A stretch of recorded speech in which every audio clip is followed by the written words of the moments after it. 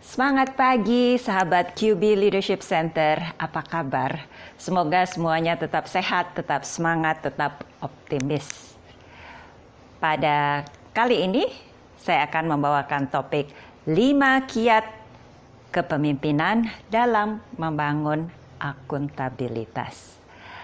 Sebelum saya memulai dengan kiatnya, saya akan membahas apa itu akuntabilitas dan mengapa itu begitu penting. Bayangkan tim peserta Anda bekerja keras berbulan-bulan, kemudian pada waktunya ternyata gagal di dalam mencapai tujuannya.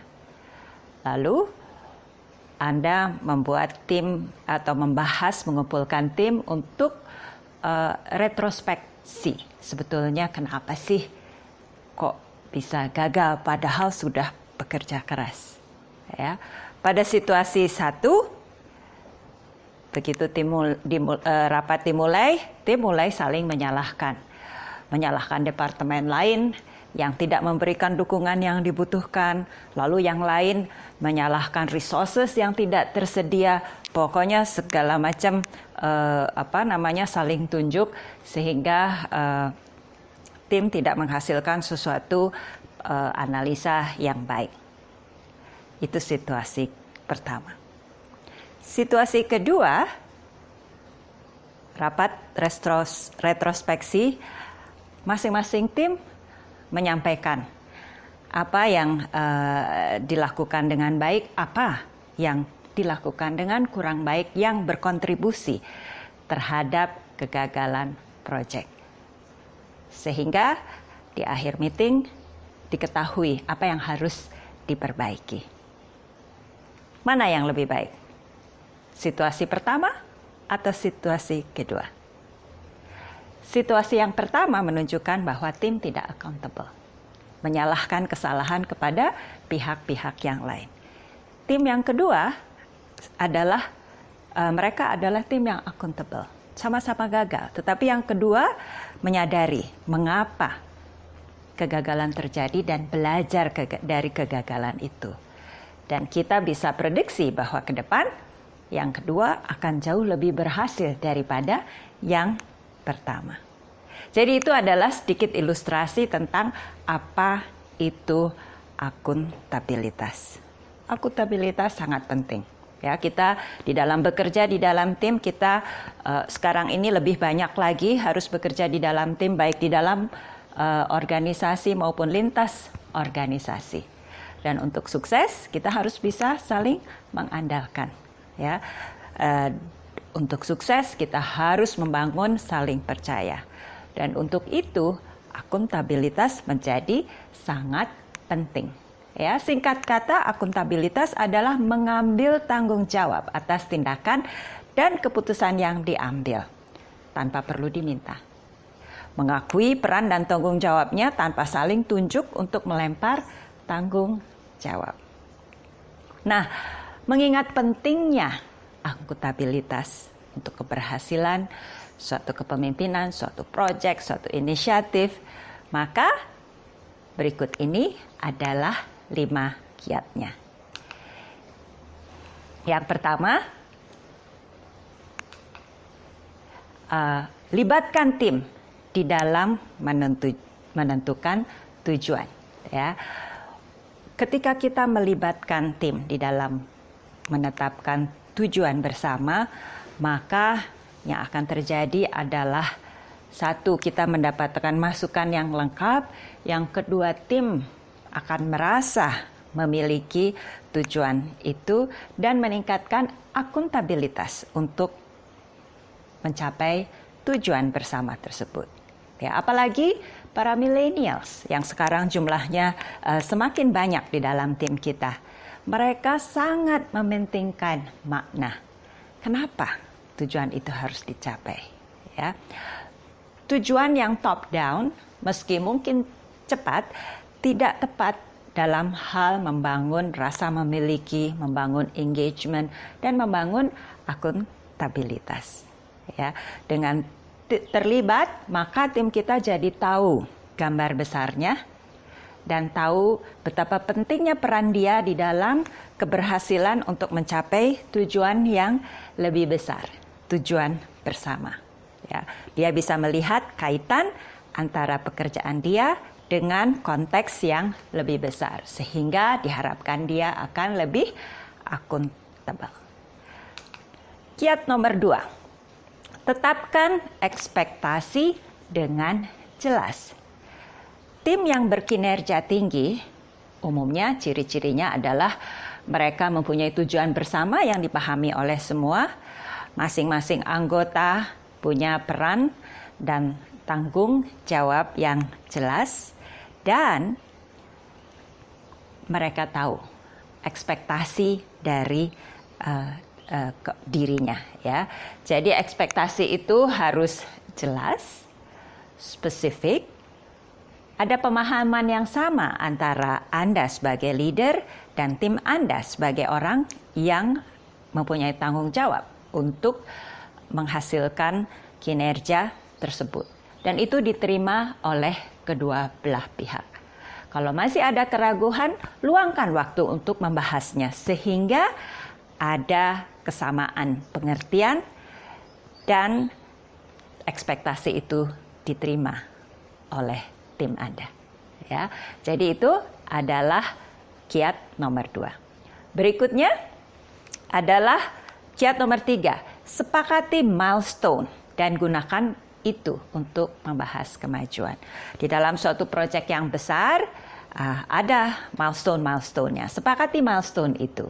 Dan ketika sudah mencapai milestone itu, gunakan untuk membahas ya apa yang baik, yang perlu dilanjutkan, apa yang perlu diperbaiki, pembelajaran apa yang didapat, bagaimana langkah selanjutnya. Ya, di dalam era perubahan seperti saat ini, situasi di luar bisa berubah dengan sangat cepat. Jadi penting sekali kita pelajari perubahan apa dan bagaimana kita harus meresponsnya. Ya, kita harus mampu untuk learn, unlearn, dan relearn. Ya, jangan situasi berubah kita tetap aja melakukan hal yang sama sehingga ujungnya kita menjadi tidak relevan. Ya, membagi suatu proyek dalam milestone membuat terjadinya keseimbangan. Kita tidak memicromanage.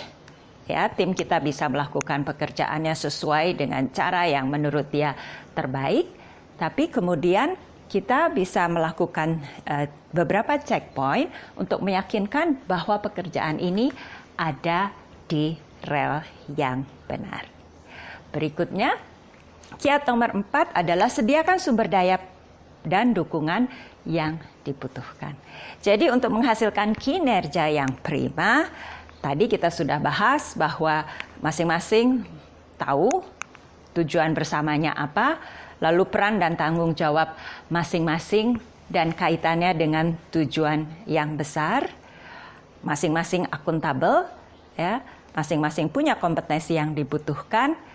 Dan yang tidak kalah penting adalah mereka punya akses terhadap sumber daya dan expertise yang dibutuhkan. Sumber daya di sini bisa berupa tools, bisa perangkat lunak, ya, dan adalah tugas leader seperti Anda, seperti kita semua untuk menyediakan sumber daya yang dibutuhkan tersebut. Dan yang kelima, beri masukan yang teratur dan tepat waktu. Ya, agar tim tahu apakah mereka ada di rel yang benar, kita tidak memicromanage, tetapi kita perlu memberikan masukan. Ya, masukan yang positif diperlukan untuk meningkatkan motivasi, semangat, percaya diri, ya, sehingga orang akan lebih giat lagi, dan masukan yang bersifat perbaikan untuk membantu tim kembali ke rel yang benar. Ya, ada perbedaan antara memberikan masukan dan menyalahkan. Kalau menyalahkan, orang biasanya kalau disalahkan cenderung malah defensif, tidak tercapai tujuannya untuk mengembalikan ke rel yang benar. Bisa dicoba mengajukan pertanyaan-pertanyaan yang tepat. Contohnya adalah apa yang terjadi? Ya, seharusnya seperti apa? Apa yang menyebabkan terjadinya gap ini, perbedaan antara yang seharusnya dan yang terjadi? Bagaimana Anda akan memecahkan masalah ini? Solusinya apa? Ya, bagaimana Anda akan mengimplementasikan? Mengajukan pertanyaan ini membuat tim kita akan berpikir dan memperbaiki. Ya, tidak defensif karena kita tidak menyalahkan, tapi membantu dia untuk menyadari apa sebetulnya yang terjadi dan membantu dia untuk kembali ke rel yang benar. Ya, jadi kadang-kadang kita kalau dihadapkan pada sesuatu yang tidak sesuai dengan ekspektasi, kadang-kadang leader cenderung mengambil alih. Ya, dan ini tidak baik dari segi akuntabilitas karena berikutnya tim kita akan merasa, oh kalau kita melenceng, tenang aja. Leader kita akan menyelamatkan, dia mengambil alih. Ya. Jadi ini tidak membantu akuntabilitas. Membangun akuntabilitas adalah tanggung jawab pemimpin, ya, untuk membangun budaya ini, dan ini butuh konsistensi, kesabaran untuk membangunnya. Tetapi sangat diperlukan untuk sukses karena kita tidak kita harus mempunyai tanggung jawab yang besar, tidak bisa semuanya dilakukan sendiri, harus dilakukan bersama-sama dan perlu masing-masing melakukan tanggung jawabnya dengan benar, dengan akuntabel. Jadi itu tadi 5 kiat kepemimpinan dalam membangun akuntabilitas. Yang pertama, libatkan tim di dalam menentukan tujuan. Yang kedua, tetapkan ekspektasi dengan jelas. Jadi, ada pengertian yang sama, apa yang di-expect. Ya. Kemudian, sepakati milestones dan gunakan untuk membahas kemajuan. Ya. Sediakan sumber daya dan dukungan yang dibutuhkan. Yang kelima, beri masukan yang teratur dan tepat waktu. Selamat membangun budaya akuntabilitas dan sukses sekarang dan di masa yang akan datang. Terima kasih.